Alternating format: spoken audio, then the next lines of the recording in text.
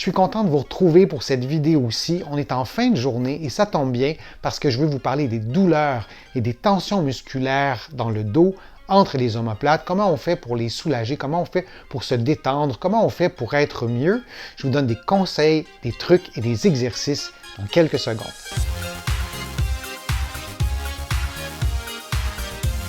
Je suis Denis Fortier. Si vous êtes nouveau ici sur ma chaîne YouTube, je vous conseille de vous abonner en cliquant sur le coin inférieur droit de l'écran et je vous invite aussi à vous abonner à mon infolettre en visitant mon site web, le www.denisfortier.ca. Maintenant, les douleurs au dos, les douleurs entre les omoplates, les douleurs au cou aussi qu'on ressent en fin de journée. Je vais vous parler de ça, je vais vous donner des trucs, des conseils. En ce moment, je suis en séjour à Paris, je suis en voyage, je suis dans un petit appartement que j'ai loué et ça nous arrive tous, c'est mon cas en ce moment, d'avoir ces tensions-là, d'avoir ces douleurs-là entre les omoplates, au cou, au dos et comment on peut faire pour les soulager. Il y a des choses vraiment très simples qu'on peut faire et plus on le fait rapidement, plus on le fait dès l'apparition des tensions et plus on le fait régulièrement, plus on a du succès, meilleurs sont les résultats. Vous êtes la meilleure personne, vous êtes la mieux placée pour prendre soin de votre corps, pour soulager vos douleurs et d'attendre que tout ça passe comme par magie. Bien souvent, on va attendre longtemps et on va être pris avec ces douleurs-là et ces tensions musculaires-là. Et lorsque la tension elle est là depuis longtemps, parfois c'est plus difficile de la détendre, c'est plus difficile de soulager les douleurs. Donc, je vous donne vraiment des exercices simples et n'hésitez pas à les commenter, n'hésitez pas à poser des questions et à me faire des suggestions pour des prochaines vidéos, ça me fait toujours plaisir. Le premier exercice que je vous donne, c'est un exercice de respiration. Et oui, on n'y pense pas toujours, mais nos côtes sont vis-à-vis le haut du dos, sont vis-à-vis le milieu du dos. Et la présence de cette cage thoracique-là, il fait pour beaucoup dans l'apparition des douleurs et des tensions musculaires entre les omoplates et au dos aussi. On respire sans arrêt, bien sûr. Le diaphragme, c'est le muscle principal de la respiration qui se trouve quand même assez bas. Et on a aussi des petits muscles, les intercostaux, qui servent à la respiration, particulièrement lorsqu'on est tendu, si on est essoufflé, si on est stressé. Ces muscles-là vont être utilisés davantage. De travailler la mobilité des côtes, de prendre conscience de ce mouvement-là, ça peut être aidant pour diminuer les tensions. Alors, vous allez vous tenir debout, bien droit, comme si vous étiez suspendu à un fil, et vous allez mettre les mains sur les côtes, sans faire de pression, et vous allez d'abord sentir, percevoir les mouvements des côtes à l'inspiration et à l'expiration. Vous pouvez le faire en respirant de façon exagérée, en amplifiant votre amplitude respiratoire, et vous pouvez aussi le faire sans modifier votre respiration. En général, ça va bien si on ferme les yeux, on place les mains sur les côtes et on attend de sentir le mouvement. Si vous ne sentez rien, c'est possible, attendez un peu, détendez-vous, relaxez un petit peu et essayez de percevoir ce mouvement-là. Et si vous ne le percevez pas, amplifiez légèrement votre respiration pour en prendre conscience. Ne serait-ce que de faire cette prise de conscience-là, souvent, ça nous aide à se détendre et à bouger un peu plus les côtes. Alors ça, c'est le prérequis à l'exercice. L'exercice commence maintenant. Vous allez garder vos mains sur vos côtes et vous allez expirer en baissant les côtes. Donc, vous allez souffler. Et si c'est possible, vous n'allez pas inspirer avant. Vous allez commencer par l'expiration. Donc, vous allez vider l'air qui est à l'intérieur de vos poumons, mais en baissant les côtes d'elles-mêmes. Vous n'allez pas faire nécessairement une pression avec les mains sur les côtes. Donc, vous expirez en baissant les côtes et vos mains restent sur les côtes. Vos mains suivent le mouvement de vos côtes vers le bas. Et ensuite, vous allez inspirer, mais vous allez bloquer vos côtes avec les mains. Vous allez donc inspirer en essayant de remonter les côtes, mais vos mains vont bloquer ce mouvement-là durant environ 50% de l'amplitude du mouvement normal. Donc, vous inspirez, vos mains bloquent le mouvement et environ à 50% de votre inspiration, vous allez relâcher vos côtes tout d'un coup et vous allez sentir ce mouvement-là, cette mobilisation des côtes à l'inspiration et vous allez prendre le plus d'air possible ou en tout cas, vous allez inspirer vraiment profondément. Et ensuite, vous allez prendre 1, 2 ou 3 respirations normales. Vous allez répéter cette expiration-là de 2 à 10 fois attention à ne pas vous hyperventiler. Bien sûr, si vous vous mettez à respirer très fort, très vite, rapidement, vous pouvez vous hyperventiler. C'est vraiment pas le but de l'exercice. Le but de l'exercice, c'est de mobiliser vos côtes, de prendre conscience de ce mouvement-là, parce qu'un muscle qui est détendu, c'est d'abord un muscle qui est capable de se contracter et aussi de se relâcher. Le deuxième exercice que je vous montre, c'est un exercice d'inclinaison décomposée. C'est un exercice qui va mobiliser votre cou et le haut du dos, niveau par niveau, vertèbre par vertèbre. Lorsqu'on veut bouger son dos, lorsqu'on veut bouger des articulations qui sont tendues, bien souvent, la première chose qui va bouger dans notre corps, particulièrement dans notre colonne vertébrale, ce sont les régions les plus souples.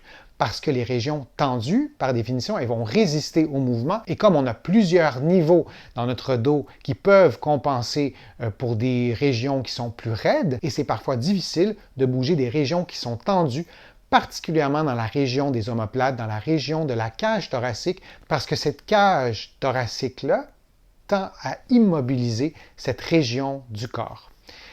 Pour faire l'exercice d'inclinaison décomposée, vous allez vous placer debout, adossé à un mur, et vous allez faire d'abord un mouvement d'inclinaison du dos sans trop réfléchir, sans trop penser à ce qui bouge pas, ce qui est tendu, ce qui n'est pas tendu.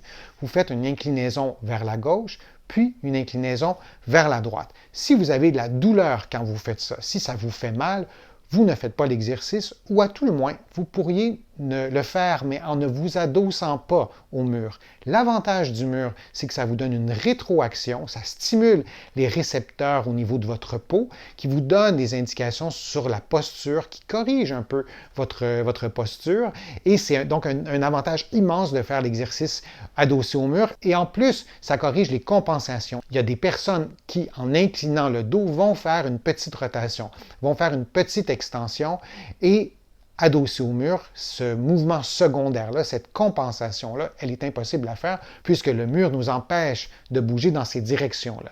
Donc, vous vous adossez au mur et après avoir fait le mouvement d'inclinaison simple vers la gauche ou vers la droite, si tout va bien, vous allez faire l'exercice. Alors, adossé au mur, vous allez croiser vos mains sur les épaules et vous allez incliner la tête vers la droite ou vers la gauche parce que vous allez faire l'exercice évidemment des deux côtés. Et vous allez donc incliner la tête d'un côté en approchant l'oreille de l'épaule et en ne bougeant pas les épaules, en n'inclinant pas le dos. Et vous allez revenir à une position neutre. Ensuite, vous allez faire une inclinaison de la tête et vous allez ajouter l'inclinaison de la région dorsale haute. Vous pouvez mettre vos poings vis-à-vis votre cage thoracique si ça vous aide. Je vous ai déjà donné ce truc-là dans d'autres vidéos, donc vous pouvez mettre vos poings vis-à-vis le thorax et vous allez incliner la tête et le haut du dos sans bouger tout ce qui est en bas de vos poings. Et vous allez revenir en position neutre. Et ensuite, vous allez refaire une inclinaison semblable et lorsque vous allez arriver au maximum de votre inclinaison, vous allez descendre vos poings vers le bas de la cage thoracique et vous allez terminer l'inclinaison jusqu'à ce que les vertèbres vis-à-vis vos poings puissent faire le mouvement d'inclinaison, puis vous allez revenir en position neutre. Vous allez bien sûr faire la même chose de l'autre côté à la même vitesse, au même rythme. C'est possible que vous remarquiez que d'un côté ou de l'autre, il y a un mouvement qui est plus difficile, que vous avez plus ou moins de mobilité d'un côté ou de l'autre. D'avoir des mouvements parfaitement symétriques, ce n'est peut-être pas une exigence, mais si c'est la douleur, si c'est les tensions musculaires qui vous bloquent, qui vous empêchent d'aller plus loin, ça peut être intéressant de faire ces mouvements-là lentement pour aller détendre la musculature, pour aller relâcher ces muscles-là qui sont parfois tendus. Vous pourriez faire aussi le même exercice dans un autre ordre. Par exemple, vous pourriez décider d'incliner en premier la région dorsale basse, de placer tout de suite vos poings dans le bas de votre cage thoracique et d'incliner seulement les vertèbres qui sont vis-à-vis votre poing et ne pas incliner les autres. Et lorsque vous avez fait le maximum d'inclinaison, vous pouvez aller chercher ensuite l'inclinaison dorsale un peu plus haute et ensuite vous pouvez ajouter la tête. Donc on peut faire ça aussi à l'inverse. Et de bien contrôler ces régions-là, de bien contrôler ces mouvements-là, ça peut être une bonne idée aussi pour stimuler des muscles qui ont peut-être tendance à être sous-utilisés. Le troisième exercice que je vous donne, c'est un exercice d'automassage. Je vous ai donné d'autres exercices d'automassage dans mes précédentes vidéos. Je vous invite à aller les voir. Aujourd'hui, je ne vous montre pas un automassage avec une balle, mais avec un accessoire. Et cet accessoire-là, c'est celui-ci. Donc, si je le place un peu comme ça pour que vous le voyez, ça ressemble à deux balles qu'on aurait réunies par un petit bout de caoutchouc, ce qui fait que ça reste mobile, on peut le bouger comme ça, et en même temps, ça peut rouler sur vos muscles paravertébraux, sur les muscles qui sont situés de chaque côté de votre vertèbre. À mon sens, c'est efficace pour aller détendre ces muscles-là. Bien sûr, si vous ne faites que ça et vous avez un problème important au niveau du dos, c'est pas ça qui va régler votre problème, on s'entend, mais pour détendre des muscles en fin de journée, je trouve que ça fonctionne vraiment très, très bien. C'est à vous à doser la pression qu'exerce cet accessoire-là sur votre dos. Si vous y allez vraiment très, très fort, à la limite, vous pouvez vous blesser, comme n'importe quel automassage. Il faut vraiment bien doser. Commencer par s'apprivoiser avec cet accessoire-là, puis ensuite aller chercher le niveau de pression dont on a besoin pour détendre ces muscles-là. Il y a deux façons de faire l'exercice. La première façon de faire l'automassage, c'est de vous adosser au mur. En plaçant cet accessoire-là au niveau du dos, on a chacun notre morphologie, donc c'est à vous à décider où placer l'accessoire pour que ça fonctionne le mieux. Et vous allez plier les genoux. En pliant et en dépliant vos genoux, vous allez monter et descendre votre tronc et cet accessoire-là va se trouver à rouler au niveau des muscles paravertébraux, donc de bas en haut et de haut en bas, et vous allez vraiment vous assurer de maintenir la pression. Donc, il faut pousser dans le mur avec votre dos et vous allez encore une fois doser la pression pour ne pas que cette pression-là soit démesurée, soit trop forte. Et si la pression est insuffisante, vous allez probablement trouver que vous perdez votre temps. La deuxième façon de faire l'automassage, c'est de vous coucher par terre sur cet accessoire-là. Attention, il y a des personnes qui vont être inconfortables placées comme ça. Il y a des personnes peut-être qui n'auront pas la capacité de bien contrôler les mouvements du corps, donc le poids qui va reposer sur l'accessoire va être trop grand et ça va les blesser. C'est important de connaître vos capacités physiques, de connaître votre mobilité aussi. Peut-être que coucher au sol, ça va être moins efficace pour vous, ce sera trop difficile de prendre cette position-là.